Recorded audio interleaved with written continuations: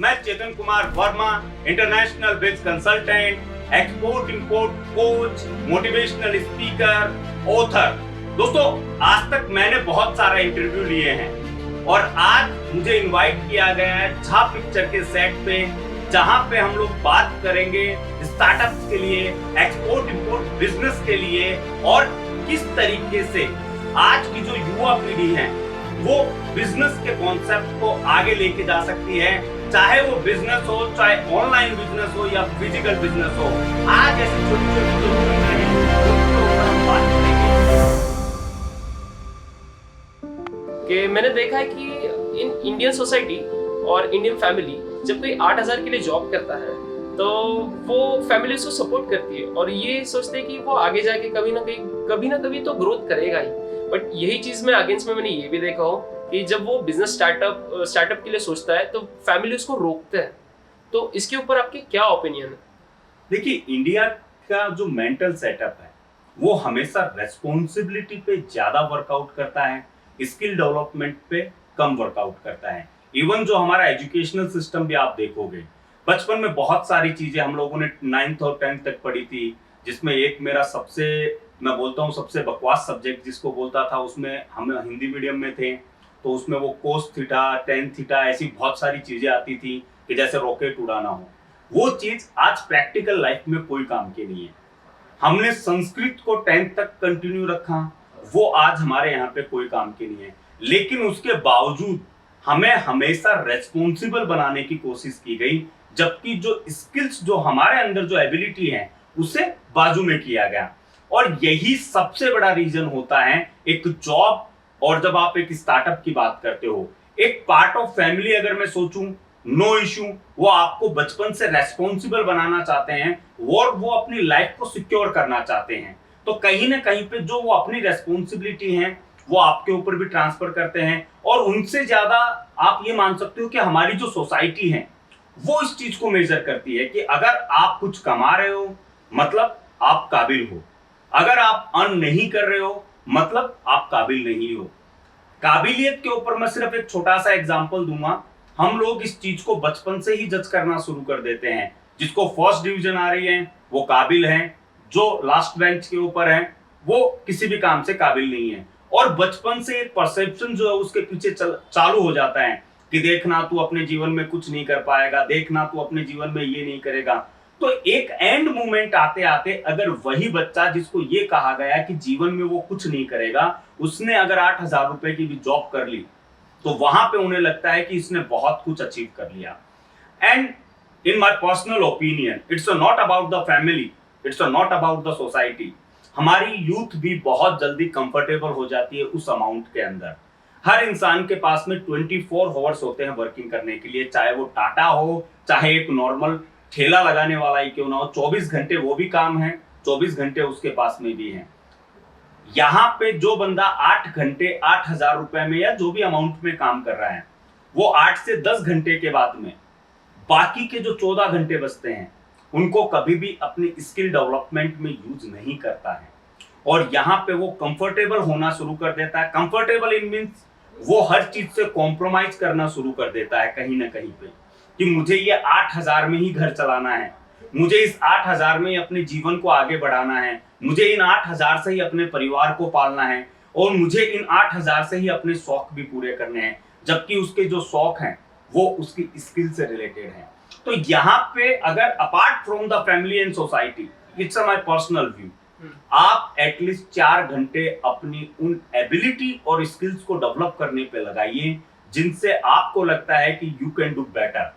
Startup का मतलब ये नहीं होता है कि कहीं से आपने कोई आइडिया लिया, सब चीजें छोड़ दी, आपने अपनी रेस्पॉन्सिबिलिटी छोड़ दी और जस्ट फोकस कर दिया एक आप बोल सकते हो प्लान और आइडिया के ऊपर। जब तक आपकी उस आइडिया के पीछे की आइडियोलॉजी आप नहीं समझोगे तब तक वो आइडिया भी कभी पास नहीं होगा। और यही जो डर है वो फैमिली के दिमाग में रहता है और हमें बचपन से इन्हीं चीजों के लिए डराया जाता है। बदमाशी मत कर, नहीं कोई भूत आएगा, राक्षस आएगा, वो उठा के ले जाएगा।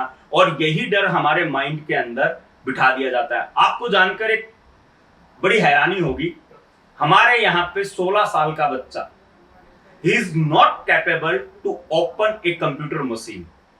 जबकि चाइना के अंदर एक 8 साल का बच्चा पूरे कंप्यूटर को असेंबल कर देता है, पूरी मशीनरी को। तो ये एजुकेशन सिस्टम, रेस्पॉन्सिबिलिटी, सोसाइटी और उसके बाद में स्किल डेवलपमेंट, हमारे यहाँ पे ये कॉन्सेप्ट चलता है। तो अगर आप स्टार्टअप करना चाहते हो, मैं यही कहूंगा कि अपनी स्किल्स को डेवलप करो, तब तक डेवलप करो, अपनी एबिलिटी को डेवलप करो जब तक आपकी जो जॉब है उससे ज्यादा आपके अंदर क्रंच ना आ जाए। और उस दिन वही सोसाइटी, वही पेरेंट्स आपको कहेंगे कि बेटा अब जॉब छोड़ दे और कुछ अपना करने की सोच, क्योंकि उन्हें ये भरोसा हो जाएगा कि you can do better than A job. Business start करने के लिए की पॉइंट्स क्या रहेंगे? देखिए, अगर एक स्टार्टअप के तौर पे देखा जाए की पॉइंट्स पे, तो मैं यहाँ पे एक ही चीज कहूंगा कि आपको अपनी स्किल्स को डेवलप करना चाहिए, खुद के ऊपर भरोसा करना चाहिए और किसी और के आइडिया की बजाय अपनी एबिलिटी के अकॉर्डिंग कुछ जनरेट करना चाहिए। इसका एक और अगर मैं आपको एग्जांपल दूं कि आप 1 साल तक ड्राइवर के बाजू में बैठे हो, आप 1 साल से उसे ऑब्जर्व कर रहे हो, क्योंकि ये भी बहुत मिसकॉन्सेप्ट है हमारे यहाँ पे कि जो सक्सेसफुल हैं या जो जिसको बहुत अच्छी स्किल्स हैं उनको अगर आप फॉलो करते हो कहीं ना कहीं पे, तो आप भी अपनी लाइफ में सक्सेस हो सकते हो। मेरा एक ही मानना है, आपसे बेहतर इस दुनिया में कोई नहीं है। अगर आप खुद अपनी इज्जत नहीं करोगे तो कोई दूसरा आपकी इज्जत क्यों करेगा? तो सबसे पहले भरोसा आपको खुद पे करना होगा कि आप वो कर सकते हो जो दूसरा नहीं कर सकता। क्या सचिन तेंदुलकर के रिटायर होने के बाद में क्रिकेट बंद हो गया इंडिया से? He is a God for cricket, for every Indian, but क्या बंद हो गया? नहीं। उसके बाद में भी प्रतिभा आती रही है, उसके बाद में भी वो लोग आते रहे हैं जिन्होंने क्रिकेट को एक नया कीर्तिमान दिया है। तो इसीलिए मैं कह रहा हूं कि आपको दूसरों को फॉलो करने की बजाय खुद को फॉलो कैसे करवा सकते हो उस पर ज्यादा जोर देना चाहिए। दुनिया में 2 तरीके के लोग होते हैं, एक होता है हिस्ट्री पढ़ने वाला और एक होता है हिस्ट्री बनाने वाला। और इट्स माय पर्सनल व्यू कि हमेशा काम हिस्ट्री पढ़ो, लेकिन उससे सीख के आप हिस्ट्री बना कैसे सकते हो उस पर ज्यादा जोर दो। तब आपको पता चलेगा कि क्या आपकी वो स्किल्स है जिनके ऊपर आपको काम किया जा सकता है। मैं ये सब चीज़ें बहुत देखा हूँ कि बहुत सारे बिजनेस स्टार्ट हो जाता है, बट उसे मेंटेन किस तरीके से किया जाए?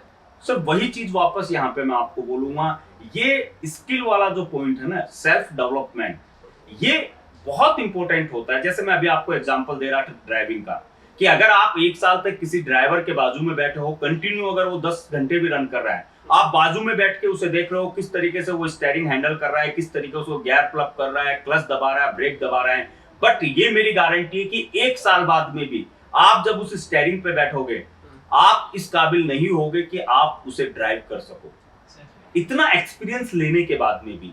लेकिन जब आप प्रैक्टिस मैक्स परफेक्ट, तो एक स्टार्टअप को अगर मेंटेन करना है तो आपको वो स्किल डेवलप करनी पड़ेगी कि आप उससे ड्राइव कैसे कर सकते हो। जब तक आपको ड्राइविंग नहीं आती है, आप चाहे एक्साइटमेंट में हो चाहे मोटिवेशन में हो, आप उसे ड्राइव नहीं कर सकते।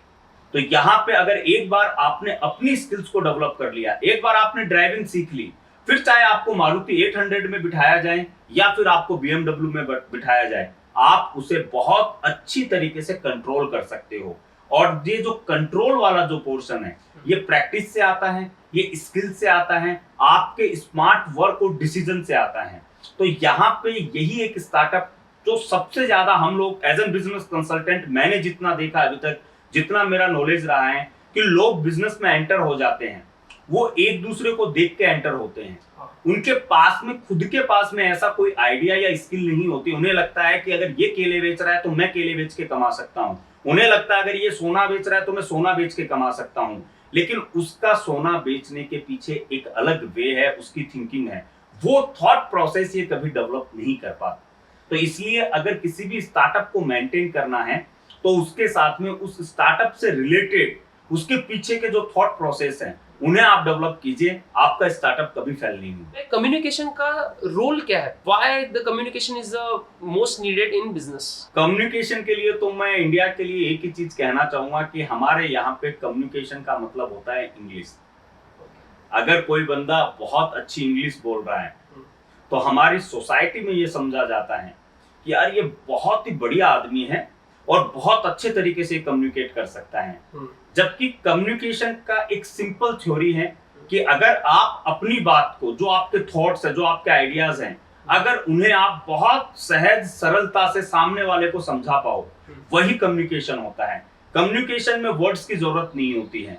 हमने चार्ली चैपलिन को देखा है, 1 घंटे की मूवी में विदाउट ए सिंगल डायलॉग वो बंदा हमसे कम्युनिकेट करता है। हमने ऐसी बहुत सारी मूवीज देखी हैं जिनके अंदर वहां पे कोई डायलॉग नहीं है, लेकिन वो सीन ऐसा होता है कि पब्लिक रोने लग जाती है उस समय पे।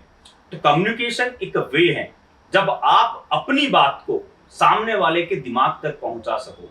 और मैं ये मानता हूं कि हमारे यहाँ पे कम्युनिकेशन को कोई भी स्किल पार्ट में नहीं लेता है और उस पर कभी काम नहीं करता है। जबकि अगर एक इंसान कोई भी हो, XYZ, चाहे वो स्टार्टअप में हो या जॉब में हो, कम्युनिकेशन को आप स्ट्रॉन्ग कर लीजिए, मैं गारंटी दे रहा हूं, अगर उस बिजनेस का ओनर भी है तो वो आपके पीछे रहेगा हमेशा, क्योंकि उसे ये पता रहेगा कि आप वो चमत्कारी का इंसान हो जो उसके प्रोडक्ट को मार्केट में सेल कर सकते हो। सेलिंग इज एन आर्ट, लेकिन इस आर्ट को करने के लिए जो टूल है वो कम्युनिकेशन है। अगर आपको कम्युनिकेशन नहीं पता है, लाइक एग्जांपल, अगर मेरे पास में ये मोबाइल है और इस टाइम पे अगर आप ये देख रहे होंगे कि it's not about the brand, but ये इन लोगों का एक सेलिंग आर्ट है कि इन लोगों ने आईफोन को इतना प्रीमियम बना दिया है कि हमें ऐसा लगता है कि आईफोन है मतलब एक प्रीमियम रेंज हो गई। ये एक मेंटल थॉट हो गया। अब यही कम्युनिकेशन में कन्वर्ट होता है कि मेरे पास में अगर आईफोन है तो मैं उसे इस तरीके से कम्युनिकेट करता हूं लोगों के साथ में कि बस मेरे पास में बहुत प्रीमियम आइटम है। तो सेलिंग मतलब इट्स लाइक ए चमत्कार को नमस्कार। अगर आपका कम्युनिकेशन पार्ट स्ट्रॉन्ग है तो आप मिट्टी को भी सोना बना के बेच सकते हो। आपने इंडिया में बहुत बड़े स्कैम देखे होंगे, चाहे वो इतने बड़े बड़े स्कैम्स देखिए, उन लोगों के पास में 2 चीजें बहुत इंटरेस्टिंग थी। एक, इस बात में कोई डाउट नहीं है कि वो कम्युनिकेशन के किंग थे और उसी वजह से वो उनकी जो सेलिंग हैबिट थी वो बहुत। अभी थोड़े दिन पहले हम लोगों ने द स्कैम करके एक वेब सीरीज आई थी जिसमें हर्षद मेहता के बारे में बताया गया था। आप लोग वो सीरीज देखिए, उसमें उस बंदे की जो कम्युनिकेशन स्किल दिखाई गई है कि जिसके पास में कुछ भी नहीं था, वो एक बहुत ही लोअर क्लास फैमिली से बिलोंग करता था और किसी टाइम पे उसे इंडिया के शेयर मार्केट का अमिताभ बच्चन, यानी इतनी बड़ी एक अवार्ड आप उसे मान सकते हो, उसके पास में सिर्फ 2 ही चीजें थी। He is a well communicator, और उसकी वजह से उसे जो कॉन्फिडेंस आया था, उसने बैंकों तक को बेच दिया था और बैंक को भी पता नहीं था कि ये हमें मार्केट में बेच रहा है। तो दिस इज द स्किल, ये स्किल पार्ट है।